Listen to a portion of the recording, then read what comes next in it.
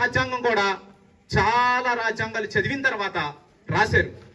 అది సొంతగా ఊహల్లో నుంచి వచ్చింది కాదు.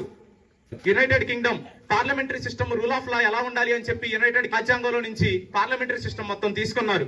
ఆ తర్వాత యునైటెడ్ స్టేట్స్ ఆఫ్ అమెరికా రాజ్యాంగం నుంచి ఫండమెంటల్ రైట్స్, జ్యుడిషియల్ లా ఎలా ఉండాలి అనేది సంగ్రహించారు.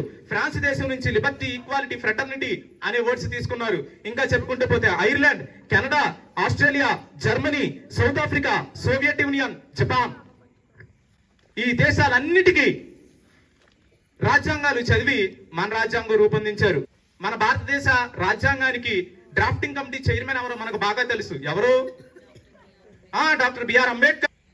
అంబేద్కర్ అన్నారు, the Indian constitution has been framed after ransacking all the known constitutions of the world. అంటే ప్రపంచంలో ఉన్న అన్ని రాజ్యాంగాలు చదివిన తర్వాత అందులో ఉన్న మంచిని స్వీకరించాం మేము. ఆ మంచి రాజ్యాంగాలు ఏంటి అనంటే ఈ ప్రిన్సిపల్స్ ఉన్న రాజ్యాంగాలు. ఈ దేశాలన్నీ వెల్ డెవలప్డ్ కంట్రీస్ అని మనం చెప్పుకుంటాం. కుదిరితే మన పిల్లల్ని ఈ దేశాలు పంపించాలని మనం చూస్తాం. ఈ దేశాలన్నీ ఇంత పురోగతిని సాధించడానికి కారణం ఎవరో తెలుసా? ఎవరంటే ఇందులో ఉన్న యేసుక్రీస్తు మాటలు.